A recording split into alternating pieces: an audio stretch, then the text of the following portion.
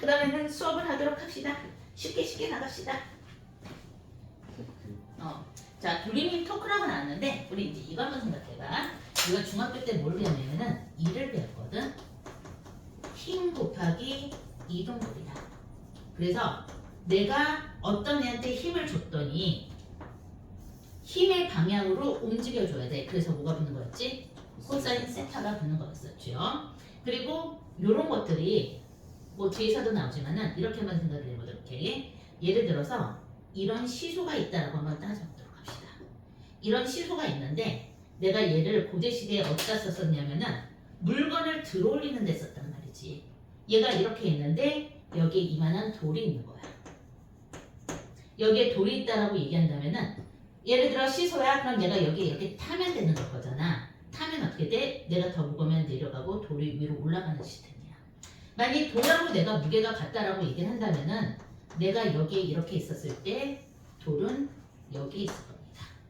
얘가 지금 날아나다 그럼 우리는 힘의 평형이 일어났다라고 얘기할 수 있는 거고, 예를 들어서 이 돌이 얼마나 올까? 이 돌이 500N이라고 한번 따져보도록 합시다. 그러면은 여기랑 여기가 거리가 같다라고 얘기를 한다면은 나의 무게도 지금 얼마란 얘기가 되는 거야? 500N이라는 얘기가 되는 거겠죠. 그리고 직관적으로 얘랑 얘가 거리가 같아야 돼. 어렵지 않지? 네. 어렸을 때 우리가 시소를 타면은 애가 가벼면은 아이가 끝에 앉고 아빠가 가까운 데 앉았었잖아. 네. 그래서 시소를 맞춰주는 거랑 똑같은 건데 이 원리를 다시 한번 따져본다라고 얘기한다면은 이런 거란 말이지. 좀 작게 그려야겠다. 지금 시소가 여기 이렇게 있었었는데 중등 과정에서는 이제 이렇게 배우는 거야. 여기 있는 애를 갖다가 여기가 500N이니까 그러면은 내가 얘를 갖다가 이쪽으로 500N으로 눌렀다라고 얘기를 했었을 때 지금 이 아이는 얼마만큼 올라갔냐면은 이만큼을 올라갔죠. 그 다음에 얘는 이만큼을 내려오게 됩니다. 그렇지? 이 높이를 h라고 얘기하면 얘도 h가 될 거란 말이지. 그러면은 힘 곱하기 이동거리일 거잖아. 힘 곱하기 이동거리가 이만큼이고 힘 곱하기 이동거리가 이만큼이 돼. 그래서 이 내가 일을 한 만큼 돌이 올라간 거야. 어렵지 않지? 네. 그리고 이 비율은 당연히 이렇게 되는 거지. 얘랑 얘가 같으려면은 이 삼각형은 지금 이 각도가 똑같을 거니까 여기서부터 여기까지의 길이가 L이라고 얘기한다면은 여기서부터 여기까지의 길이도 L이 될 거란 말이지. 그럼 만일 길이가 조금 달라가지고 한 어디를 해볼까? 여기로 잡아본다라고 얘기를 해보도록 합시다. 여기로 잡고 돌이 여기 있는 거야. 그 다음에 내가 여기 있는 거야. 그러면은 얘와 얘의 길이는 올라갈 수 있는 길이의 비도 요 비율과 요 비율이 될 거니까 예를 들어서 여기서부터 여기까지의 길이가 3L이고 여기서부터 여기까지의 이 길이가 2L이라고 얘기를 한다면은 지금 얘가 내려갈 수 있는 이 길이의 비와 얘가 올라갈 수 있는 이 높이의 비율도 얼마가 되는 거야? 3대2. 그렇지, 3대 2가 된다라는 얘기가 되는 거겠죠. 네. 그래서 중학교 때 뭐라고 배우냐면은 이 시소가 예시로 들게 되면서 역시 얘도 1이다라고 배운다는 말이지. 그리고 참고로 얘가 완벽하게 위아래로 움직여? 아니지요. 어느 쪽으로 움직여? 얘는 이쪽으로 움직이고 얘는 이쪽으로 움직여. 근데 역시 요 각도랑 요 각도가 같으니까 코사인으로 계산하던 사인으로 계산하던 이 비율은 똑같이 나오겠죠. 요거를 얘로 들어가지고 여기까지 얘를 들어가지고 이 돌아가는 것에 대한 일을 표현해 라는 게 중등 과정입니다. 근데 엄밀하게 얘기를 한다라고 얘기한다면은 얘는 대각선으로 내려가지 않아. 어떻게 내려가? 원운동을 하고 있기 때문에 힘을 받는 방향과 얘가 접선 방향으로 내려가게 되는 거잖아. 근데 원운동을 하는 애들은 기본적으로 요 길이 한기 때문에 구심력이라는 개념으로 계산을 하게 돼. 그럼 뭐야? 한 1은 0이다. 그치? 그래서 요거는 방향 때문에 나오는 건데 역시 1이라는 개념이야. 근데 얘를 말을 바꿔서 뭐라고 얘기하는 거야? 돌림 힘이라고 얘기를 하게 되는 겁니다. 요거 때문에 이게 보이려나? 잠깐만. 실수했는데. 오, 안 보여.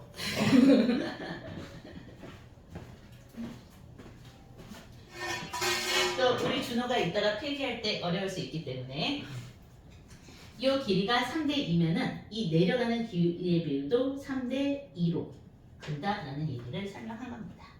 그럼 우리가 이번에 이 돌림이라는 것은 회전하는 물체가 받는 일이라고 얘기를 하면 되는 거지.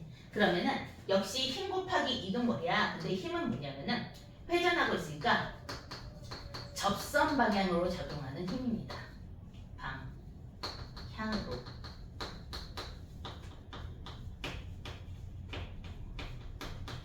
접선 방향으로 작용하는 힘 곱하기 원점에서야 이 원점 사실은 받침점이 되는 거겠죠. 받침점에서부터의 원점부터의 힘이 받는 힘까지의 거리를 계산을 하게 되면은 우리는 이 돌림힘을 토크라고 얘기해. 토크라고 얘기하고 요런 아이를 씁니다. 요 아이 뭐라고 읽는다고? 로마자로는 타우라고 읽는 아이다. 돌림힘이 토크인 거고, 근데 어떤 요소가 있을 때도 어떤 토크가 있는데 이런 표현 많이 씁니다. 그리고 요 문자 자체는 타우인데 여기서 나오면 토크라고 읽는 거야. 접선 방향으로 작용하는 힘이지요. 맞니? 네. 벡터야. 그 다음에 원점에서부터 힘까지의 거리는 스칼라가 되겠지. 그래서 R로 표시가 되는 겁니다. 그런데 우리가 알고 있는 이 아이가 꼭 접선 방향으로 작용한다는 보장이 없어. 그러니까 어떻게 줘야 되는 거야? 비스듬하게 힘을 받았어? 그럼 그 각도를 맞춰서 코사인 세타. 그치. 사인 세타 또는 코사인 세타를 넣어주시면 되겠습니다. 이게 첫 번째가 되는 거지. 자, 두 번째는 돌림힘의 방향에 대해서 우리가 표현할 필요가 있을 것 같은데, 돌림힘의 방향은 어떤 거냐면은 사실 이런 경우도 내가 일을 하는 경우는 이런 경우지만 우리가 회전하는 물체의 대부분이 뭐냐면은 양옆에서 힘을 동시에 주는 경우들이 많아. 내가 하늘에서 뭔가를 내려다본다라고 얘기를 한다면은 원의 중심축이 있어. 그 다음에 이런 뭔가가 물체가 있다라고 한다면은 누군가가 지금 여기서 힘을 주고 있을 거고요. 그 다음에 또 누군가는 여기서 힘을 줘가지고 얘가 회전하게 만들어줄 거란 말이지. 그러면은 이 효과가 두 개로 나오게 되는 거겠죠. 우리는 이때 얘네들을 뭐라 그러냐면은 짝 힘을 받는다라고 표현을 하게 되는 겁니다. 얘가 짝 힘이 되는 거야. 우리 여기서 봐줘야 될 건 뭐냐면은 이거지. 얘는 힘이 같은 방향으로 받았을까? 다른 방향으로 받았을까? 같은 방향이죠. 그치. 회전 운동을 중심으로 얘기한다면 같은 방향이 될 거란 말이지. 그래서 우리가 벡터 표시를 할 때는 반시계 방향을 특별한 일이 없으면은 반시계 방향을 플러스 방향으로 표시하기는 합니다. 물론 내가 딱 풀 때는 선생님 이건 시계 방향이 더 편한데요. 뭐 그러면은 답을 내는 데는 크게 문제가 없긴 하지만은 일반적인 표현은 반시계 방향을 표현하지요. 뭐 때문이냐면은 이러면은 다른 애들하고 뭘 쓸 때도 안 한대요. 여기 XY 그래프가 있다 그랬을 때 내가 얘기했었지. X에 대한 결과로 Y가 나오는 거잖아. X에 대한 결과로 Y가 이렇게 나왔을 때 우리는 이 엄지손가락이 향하는 이 방향이 뭐가 돼? 플러스 방향이다. 그래서 얘가 플러스 Z 방향인 거야. 그래서 짝힘도 반시계 방향으로 표현했을 때 우리가 다른 애들하고 호환했을 때 헷갈리지 않는다라는 얘기가 되는 거죠. 두 번째, 실제로 어떤 문제를 푼다라고 얘기하면은 요것만 푸는 거야? 아니야. 우리 두 가지를 다 쓰는 경우가 제일 많습니다. 예를 들어서 지금 여기 이런 애가 있다고 생각을 해봐. 그 다음에 여기에 이제 돌이 하나 있고요. 여기는 이렇게 조그만 돌이 두 개가 있다고 생각을 해봅시다. 중요한 거야. 자, 그러면은 얘는 첫 번째는 뭐냐면은 이쪽으로 얘의 무게가 얼마일까? 라지 m이라고 한번 따져보도록 할게. 얘도 스몰 m이고 스몰 m이잖아. 근데 이거 두 개 합치면은 얼마가 나오냐면은 라지 m이 나와. 평행이 되겠죠. 맞지? 얘가 지금 버티려고 하는 전제 조건은 뭐냐면은 여기서 얘가 이쪽으로 얼마로 받쳐줘야 돼? 2m이라는 힘으로 받쳐주고 있어줘야 돼. 이게 무조건 첫 번째 전제 조건으로 들어가고요. 그 다음에 두 번째가 짝힘으로 돌림 힘으로 계산을 해야 한다 라는 얘기죠. 그래서 보통 설명을 하면은 요것만 설명을 해버리거든. 요거 왜냐면은 우리한테 너무 당연해서. 근데 학생들이 여기서부터 많이 느끼기 시작하더라고. 선생님 문제 풀 때 답 주보니까 쟤 있는데 쟤 왜 설명 안 했어요? 이런 항의들이 많이 들어서 나는 얘기죠. 자 일단 여기까지가 뭐냐면은 나는 지금 20페이지에 1번 돌림 힘까지만 설명을 한 거거든. 네. 그치. 밑에 있는 것까지 20페이지 돌림 힘의 크기까지 읽도록 하십시오.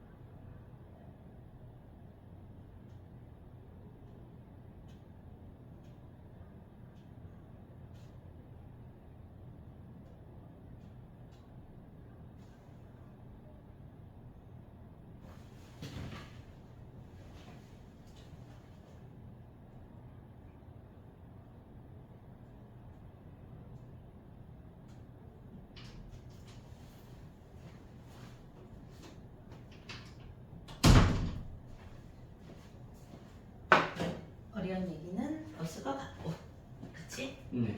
자, 그럼 이번에는 지렛대의 원리에 대해서 한번 설명해 보도록 합시다.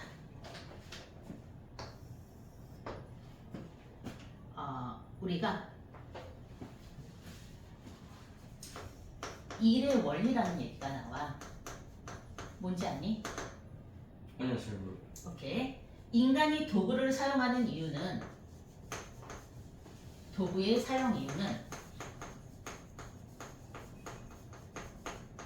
정해진 일의 양을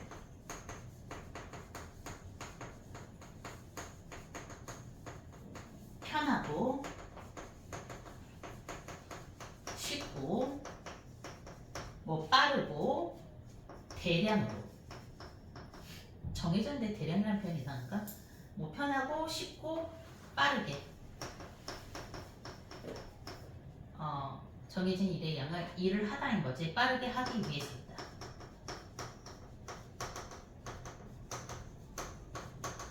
그리고 일의 이득은 일의 양이 늘어나진 않는다.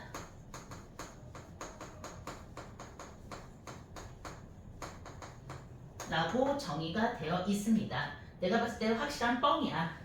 자, 너희가 학원을 다니는 이유는 학원이라는 도구를 이용하는 이유는 자, 1번 공부를 쉽고 빠르게 재미있게 100점을 받기 위해서 2번 공부를 훨씬 더 많이 엄청난 선행으로 죽도록 하기 위해서 몇 번이야?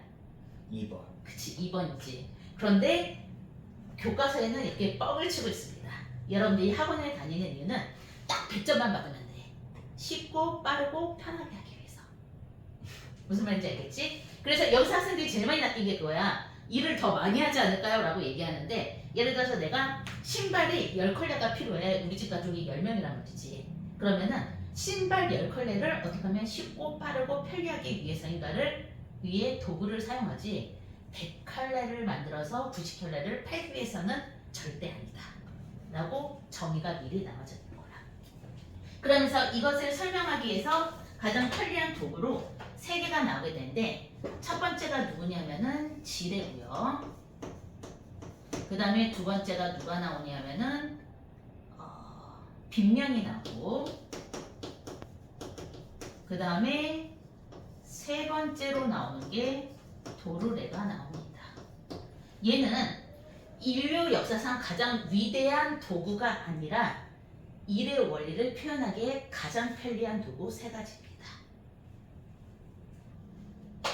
칠판이 살짝 아쉬우니까 이쪽으로 가서 설명을 하는 게 좋을 것 같아요.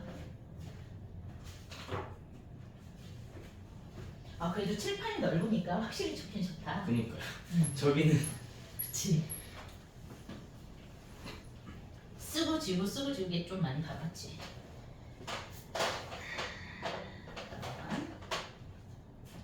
다시 이쪽으로 와서 자, 첫 번째 나는 지금 지뢰에 대해서 얘기하도록 할게. 지뢰는 가장 대표적인 게 아까 얘기한 시소가 있는 거죠. 여기 시소가 이렇게 있는데 원래 여기 이렇게 있었던 여기에 누가 있었냐면 여기 돌이 있었단 말이지. 이 돌을 갖다가 내가 여기 앉았어. 뭐 하려고? 힘을 주려고. 그래서 내가 이만큼 내려가는 동안에 돌은 이만큼 올라가게 됩니다. 맞죠? 그러면은 지금 얘를 이만큼 들어 올렸으니까 여기를 뭐라고 얘기하냐면은 힘점이라고 얘기하는 거야. 힘이 작용하는 곳 힘점이고요. 그 다음에 돌을 들어 올렸어. 사실은 내가 하고 싶은 일의 목적이 이 돌을 들어 올리는 거였었잖아. 그러니까 여기를 뭐라고 얘기하냐면은 작용점이라고 얘기하는 거야. 그러면은 이 사이에서 이 힘을 받쳐주는 이 아이의 이름이 누구야? 받침점입니다. 그래서 우리가 알고 있는 지뢰에는 힘점, 받침점, 작용점이 있게 되는데 역시 그러면은 얘네들을 어떻게 배열을 하냐에 따라서 답이 달라지게 되는 거겠지. 일단은 가운데 받침점을 놔둔 이 아이가 일종 지뢰입니다. 지뢰도 받침점이 있으면 일종 지뢰고 그 다음에 작용점이 있는 게 이종 지뢰, 힘점이 가운데 있는 게 삼종 지뢰지. 필기할 시간 이따 줄 테니까. 자, 그래서 이 일종들의 특징은 뭐냐면은 첫 번째 특징이 뭐냐면 받침점이 가운데 있잖아. 힘점하고 작용점이 반대방향입니다. 그치? 이거 생각보다 되게 편해. 힘과 일의 방향이 반대. 그러면은 가장 많이 쓰는 게 특히 이런 경우 중력을 이용해 버리면은 내가 힘 안 써도 되지. 돌을 들어올리려고 하면 나 허리 다칠 건데 중력을 이용한다 그러면 너무나도 편해지니까 일종지뢰의 가장 기본 옵션입니다. 그렇지? 그리고 이 거리도 마음대로 조절할 수 있지만 일단 요거야. 자, 그 다음에 두 번째가 누구냐 하면은 힘점, 작용점. 작용점이 중간에 있는 아이가 이종지뢰죠.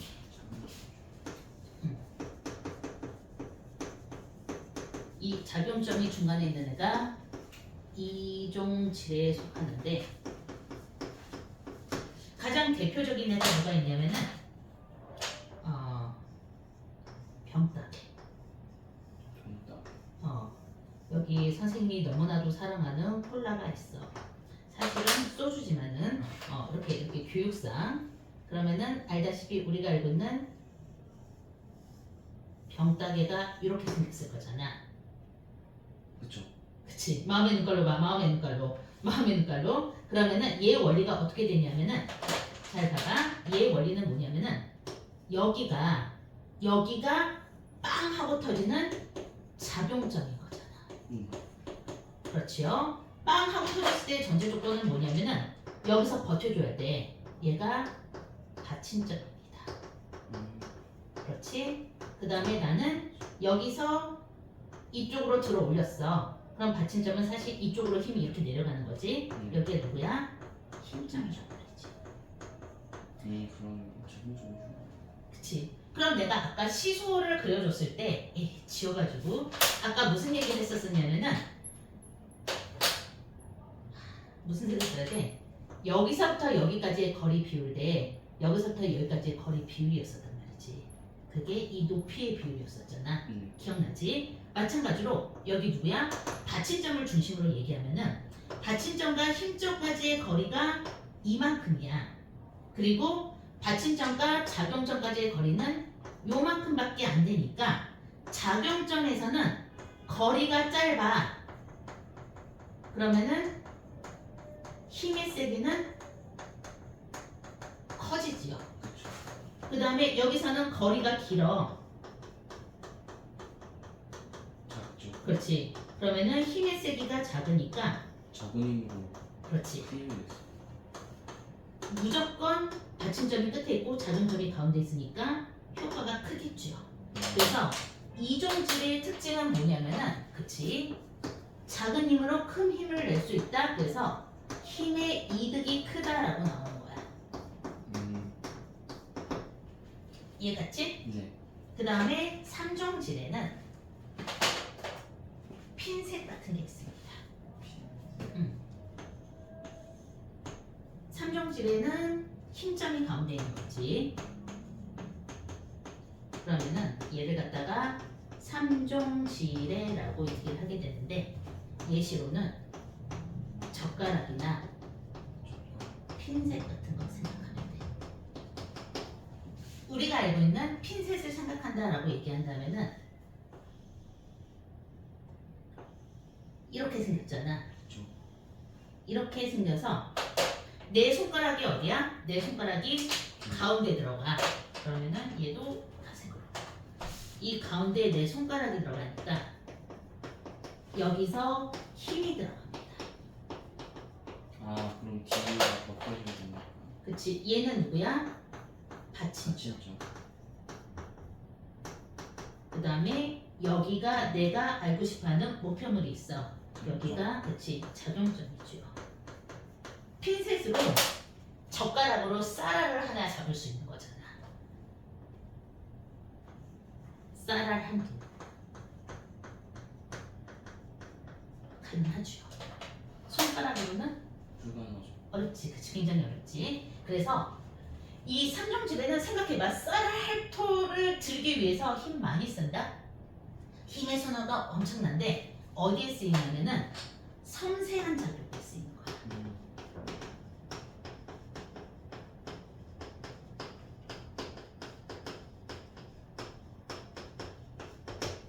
이해갔니? 네. 그래서 이런 각각의 대표적인 특징이 있고 거기에 이 길이의 비율 같은 걸 또 내 마음대로 조절할 수 있다라는 얘기가 되는 거겠죠. 이해갔지? 네. 그래서 지뢰에는 이렇게 크게 세 가지가 있는데 아마 뒤에 가면은 어딘가는 나올 거야. 이런 거 나와. 다음 기구의 원리를 하면서 물어본다. 그럼 대표적인 예시로 누가 있냐면은 손톱깎이. 손톱깎이는 몇 종질인가? 이런 게 나옵니다. 그럼 우리의 손톱깎이는 내가 매번 그림을 그리는데 뭔가 실패를 자꾸 해가지고 맞나?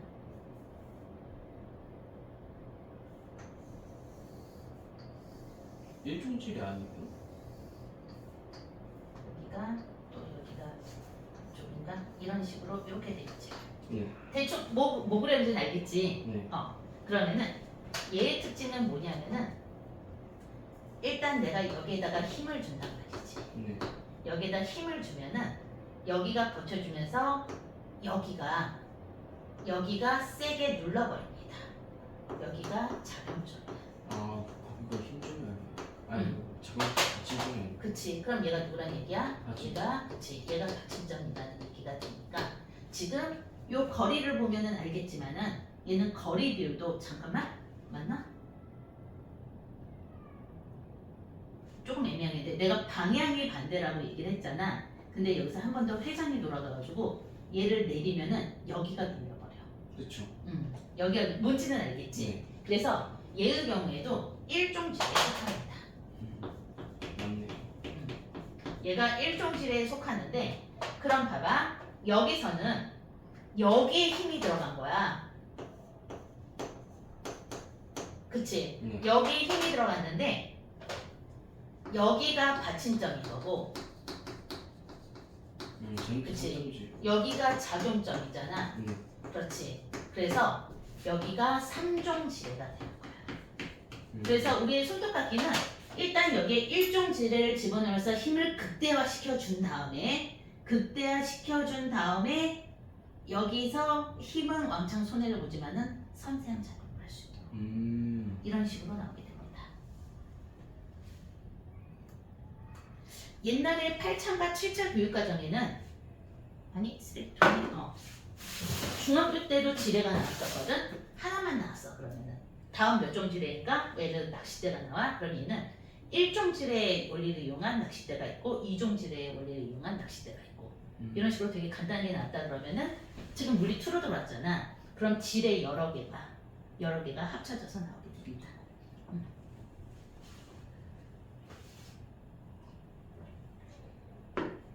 정확하게 얘기해서 선생님 근데 얘는 왜 방향이 우리가 알고 있는 이 받침점 그대로라면 얘가 올려줘야 되는데 여기 있는 애가 한 번 더 눌려지면서 얘에 비해서는 얘가 많이 안 내려가거든. 그치? 그러니까 얘를 중심으로 하면 얘가 올라가는 게 맞아. 근데 전체가 동시에 내려가는 효과가 나타나게 돼. 그치? 그 얘기가 지금 생략된 것 뿐이고 1종 지뢰입니다. 얘도 그래서 이해가지? 네. 그 다음에 또 이제 축바퀴가 나와 있는데 축바퀴는 가장 대표적인 게 누가 있냐면은 손잡이가 있죠. 우리가 이거는 이 문의 손잡이. 이 문의 손잡이를 딱 보면은 지금 우리가 알고 있는 문이 이렇게 있단 말이야. 문이 이렇게 있으면은 손잡이가 이렇게 있고 여기 과정되기 되면 이렇게 돼 있죠. 그럼 내가 여기서 힘을 줘. 맞죠? 여기서 힘을 준다라고 얘기하면은 지금 얘는 있잖아. 요 안에 조그만 게 하나 더 있다라고 생각하면 돼. 그래서 여기에 요런 아이가 들어있어. 그래서 여기가 이만큼이 튀어나와 있는데 내가 얘를 갖다가 이만큼을 돌려준 거야. 이만큼을 돌려준다라고 한다면은 얘가 이만큼이 쏙 들어가겠죠. 나는 여기서 이만큼을 돌려줬지만은 얘는 요거밖에 안 들어가. 이해가니? 네. 그치? 그러면은 얘는 거리가 긴데 얘는 거리가 짧아. 그러니까 여기서는 힘이 크게 작용하죠. 이해갔니? 네. 그 얘기가 됩니다. 이게 축바퀴의 원리죠. 그래서 또 여기서 나온 거는 그림에서 되게 편하게 그려놨네. 이런 얘기도 충분히 가능합니다. 지금 보니까 커다란 원통이 이렇게 하나 있고 그치? 여기에다가 조그만 원통을 하나 또 이렇게 붙여놓은 거야. 그리고 얘네들은 완전히 붙어있는 상태입니다. 그러면은 여기에도 이렇게 실이 이렇게 매달려 있을 거고 그래서 지금 이런 추가 있는 건데 그 다음에 요 실이 지금 연결되어 있는 실이죠. 얘랑 이렇게 연결이 되어 있는 이 실이야. 이렇게 되어 있어. 그럼 만약 내가 여기서 얘를 잡아당긴다 라고 얘기를 한다면은 내가 여기서 힘을 줬단 말이지. 그러면은 내가 얘를 갖다가 한 바퀴 돌렸을 때야. 한 바퀴 돌렸을 때 이 둘레는 2파이 r일 거잖아. 네. 그러면은 얘도 여기를 라지 r이라고 둔다라고 한다면은 얘도 지금 2파이 라지 r만큼 올라가 줘야 돼. 그러니까 추를 이만큼 갖다 놓고 내가 한 바퀴다 그럼 얘가 올라가는 게 2파이 라지 r만큼 올라갔을 건데 실제로 여기서는 요 바퀴가 몇 바퀴야? 2파이 스몰 r일 거잖아. 얘와 얘의 비율에 따라서 돌아가는 잠깐 이게 아니잖아. 이게 아니죠. 얘는 붙어있는 경우잖아. 얘는 실수있다. 얘는 붙어있어서 응? 맞지 않아요? 스몰 아닌 건 맞는데 얘가 한 바퀴 돌아가면 쟤도 한 바퀴 돌아가야지. 그치. 그렇게 되니까 지금 얘를 한 바퀴를 돌리면은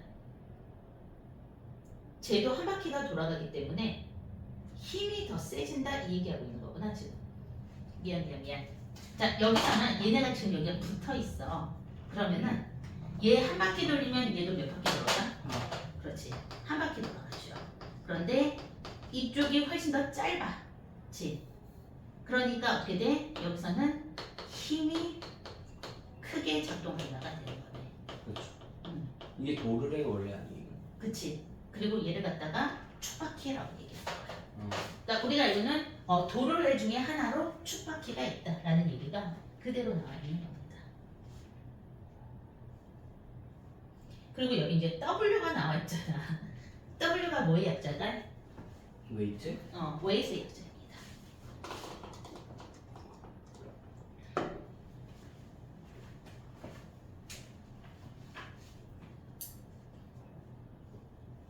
그래서 보면 21페이지 밑에 보면은 지뢰의 수평 맞추기도 나와 있어. 어렵지 않죠? 이게 바로 평형과 안정성입니다. 자, 그러면은 1분 줄 테니까 21페이지도 한번 꾹 쭉 읽어보도록 합니다. 그럼 잠시 앞에 부분을 좀 찍고. 음.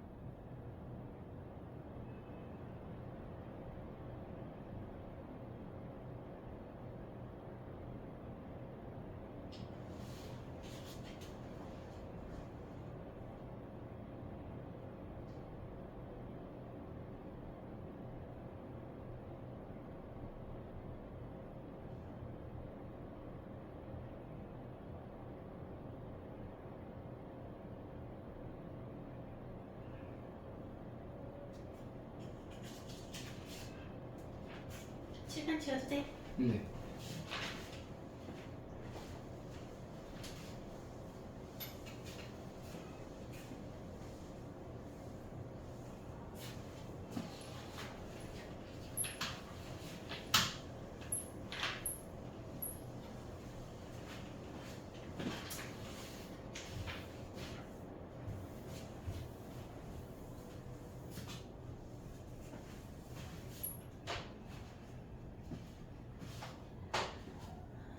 자, 그 다음에 구조물의 안정성이 나와 있는데 물체의 평형이구나.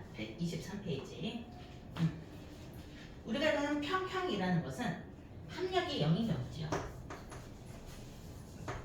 힘의 평형을 모르진 않아. 그치? 그렇죠.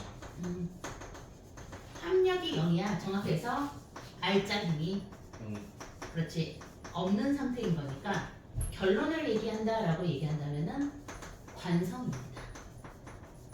정지해 있는 것은 계속 정지해 있어야 되고 운동하고 있는 것은 끝까지 운동해야 되는데 굳이 여기서는 운동하는 거 안 나올 거야.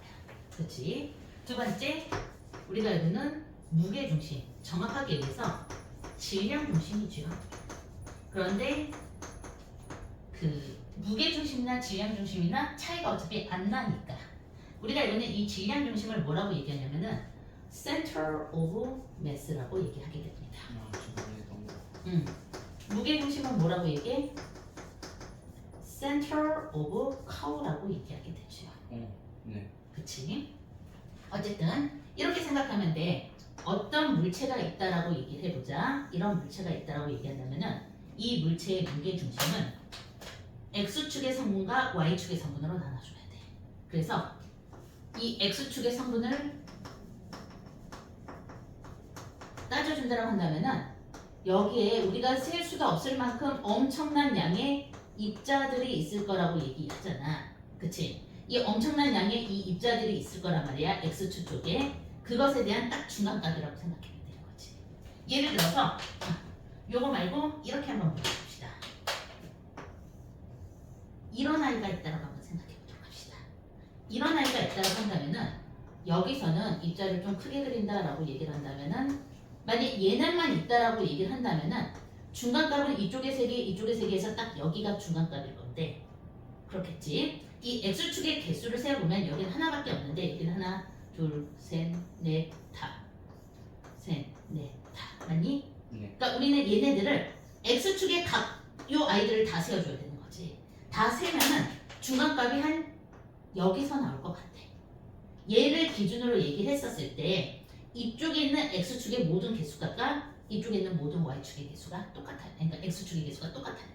이해가니? 네. 그치? 우리는 이걸 어떻게 표현하는 거야? 적분으로 표현하게 되는 거죠. 나중에. 그래서 여기가 되는 거야. 그래서 우리가 무게중심을 찾을 수 있는 것들은 사실은 이런 거지. 어떤 이렇게 평면까지밖에 안 나옵니다. 평면으로 따진다라고 한다면은 예를 들어서 직관적으로 표현할 때 이렇게 생긴 애가 있다고 생각해봐. 근데 얘는 평평한 판이야. 입차일 거니까 이렇게 완벽하게 평평한 판이 있는데 어쨌든 이 아이의 무게중심을 찾으세요 그러면은 내가 그냥 임의로 아무데나 그냥 구멍을 하나 딱 뚫어. 그래서 얘를 갖다가 실로 매달아 보는 거지. 그럼 얘는 어떻게 될까? 이렇게 될 거야. 중력에 의해서.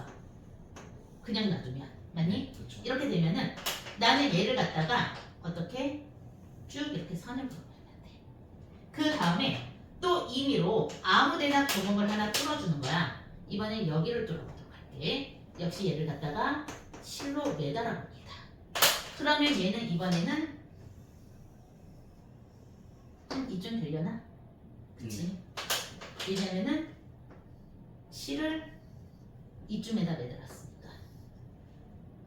이쯤 될 것 같지? 네. 그치? 그럼 내가 아까 지금 얘를 갖다가 노란색으로 이렇게 만들어준 이 상황에서 얘를 갖다가 여기를 이대로 이렇게 그어주면 돼. 그럼 저 그치? 교점 한 이쯤 나올 것 같다. 무게중심은. 아니? 그치? 그랬을 때 무게중심은 어디가 되는 거야? 여기가 되는 거지. 그치? 네. 얘는 평평한 판이어서 편합니다. 근데 입찰하면은 좀 더 골차가지겠다. 어떤 개념인지는 이해했죠? 이게 바로 무게중심이다 라는 얘기가 나와 있는 거죠. 우리의 무게중심은 이런 것들 생각할 수 있어. 선생님이 막 길을 갖다가 룰루라라 재밌게 놀고 있는 데 있잖아. 저기 내가 너무나도 좋아하는 제이홉이 지나가는 거야. 그럼 어떻게 해야 돼? 돌도끼 던져서 빨리 잡아야지.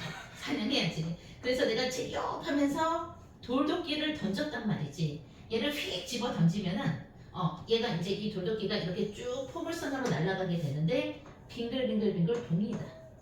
그 도는 거에 중점. 그렇지. 얘가 이렇게 빙글빙글빙글 돌게 돼 있어. 이거 이해가지? 네. 이런 식으로 빙글빙글빙글 돌게 되는데 중요한 건 뭐냐면은 얘가 빙글빙글 돌 때 예를 들어서 내가 정확하게 무게중심에다 빨간색 점을 하나 찍어놨단 말이야. 그러면은 이 빨간색 점이 완벽한 포물선으로 도는 것을 알 수 있어. 그렇죠. 이게 바로 우리가 알고 무게중심 또는 질량중심이 되는 거겠죠.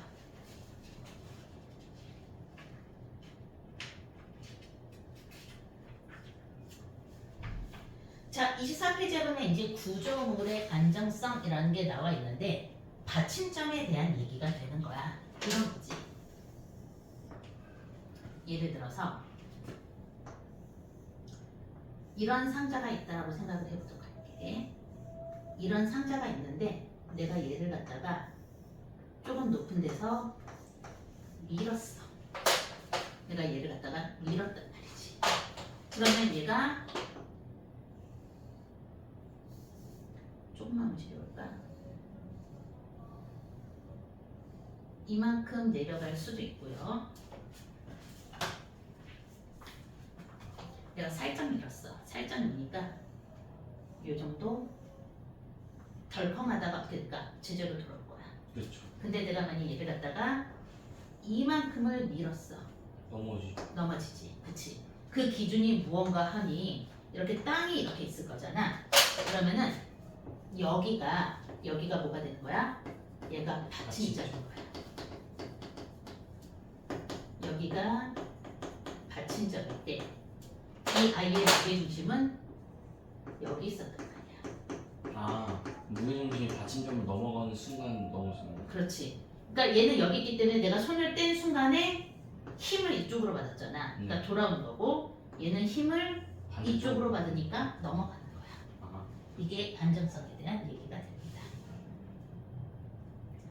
또 24페이지 밑에 보면은 배가 기울어졌을 때가 나와 있네. 그렇지? 배가 한번 조금 기울어지면 그 다음 어떻게 될까? 복원되죠. 많이 기울어지면 넘어지죠. 넘어지겠지. 그 기준이 어디 있는지에 대한 얘기가 그림으로 나와 있는 거야. 자, 무게중심 나와 있고 부력 작용점이 있다. 이거 지금 너가 읽고 스스로 이해해봐. 네.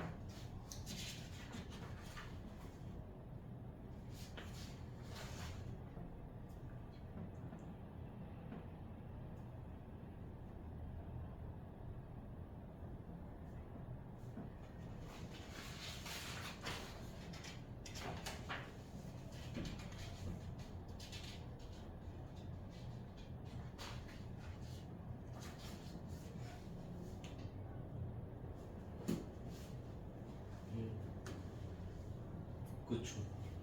안 알았지? 네. 우리 승인이도 오늘 안 오겠다고 톡이 왔습니다. 그러면 25페이지입니다.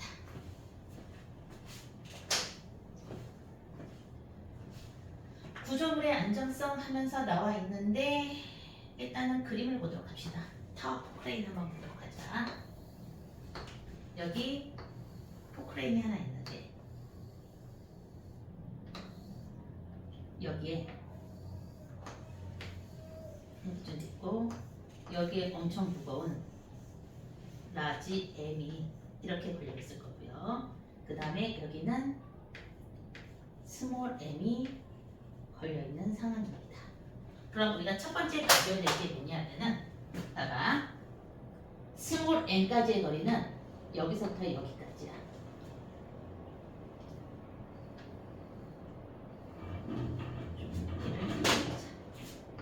포크레인이 잠깐만. 아니 내가 넣어놨거든. 안녕하세요. 아 오늘 소리인지 모르고 제가 죄송해요.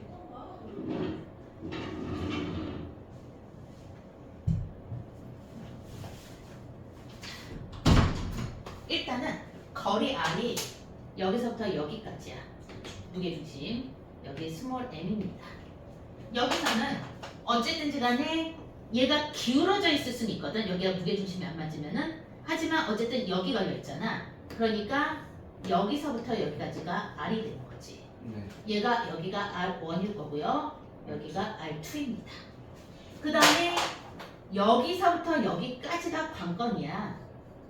무게중심이 여기서는 어디에 걸려 있어도 크게 상관은 없습니다. 왜냐면 충분히 넓어가지고 어디든 걸려 있게 되어 있을 거야. 근데 지금 잠깐 요거까지 계산하면 살짝 골치 아프니까 그냥 일단은 요거 빼고 이렇게 놓도록 합시다. 오 얇아졌다. 얇아지면은 엄청 편하죠. 여기서부터 계산하기는 엄청 편하지. 여기서부터 여기까지고 여기서부터 여기까지. 맞니? 이렇게 될 거야. 그러면은 얘를 풀기 위해서 첫 번째 전제 조건은 뭐냐 하면은 지금 중력 방향으로 계산해 줄 필요가 있어. 얘가 지금 받고 있는 힘의 총합은 이쪽으로 얼마니? M 그 다음에 R1입니다. 그리고 얘는 지금 이쪽으로 내가 라지 M을 썼으니까 라지 M R2지요. 그러면은 우리가 알고 있는 이 포크레인이 이 타워가 여기서 이 받쳐주는 이 힘이나 또는 땅이 얘를 받쳐줄 때는 얘의 질량도 따져주면 돼 사실은. 그렇지? 얘 지금 얘의 질량이 생략되어 있는 거지. 어쨌든 이게 얼마야 되는 거니? 얘가 지금 MR1 플러스. 그렇지 MR R1 플러스 라지 R R2 이렇게 되는 거겠죠. 아니? 아까 그거 계산할 때 기본 조건이 이거예요. 그치 이게 기본 조건으로 들어가줘야 된다는 얘기야. 네. 그치? 요게 먼저 들어갑니다. 그 다음에 얘가 지금 날아나기 위해서는 어떤 조건이 들어가? 둘이 같아야죠. 그쵸 힘의 평형이 일어나줘야 되는 거니까 M, R1과 라지 M, R2가 같아야 된다가 두 번째 조건으로 들어가게 된다 라는 얘기야. 얘는 어렵지 않죠? 네. 얘기입니다. 그 다음에 두 번째는 뭐가 나와 있냐면은 벽면이 나와 있는데 벽면에 내가 선반을 박았어. 벽면에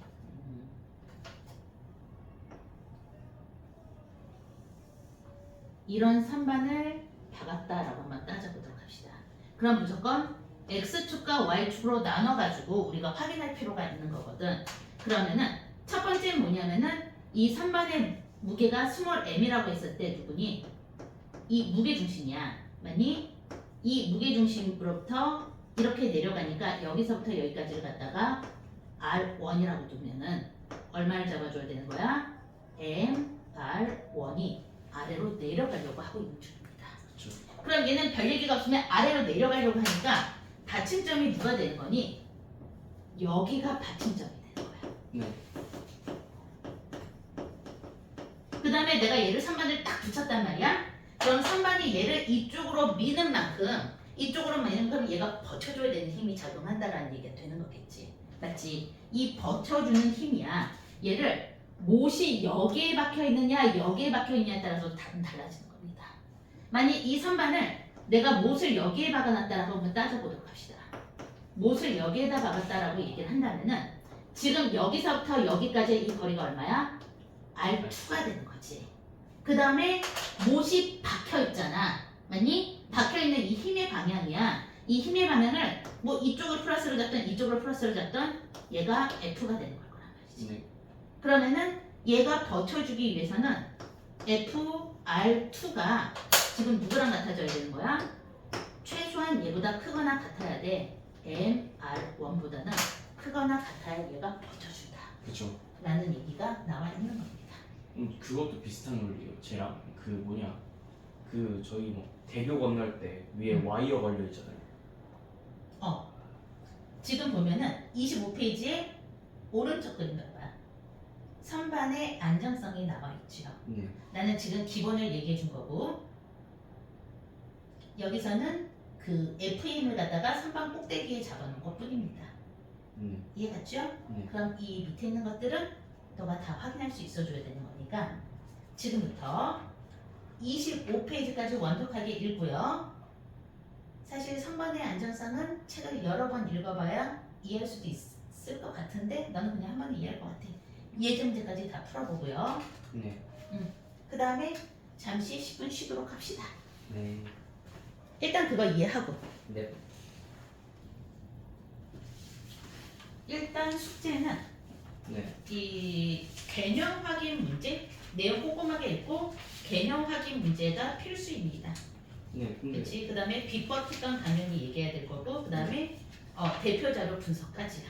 네. 그 다음에 내신 만점 문제는 나는 안 풀어도 된다는 학생은 얘 풀지 마라고 얘기를 하는데 그렇게 얘기는 하거든. 근데 안 풀어놓은 학생은 이제까지 본 적은 없다라는 거. 풀어와야죠. 그래도. 그러면 일단은 여기까지가 평양이었고요.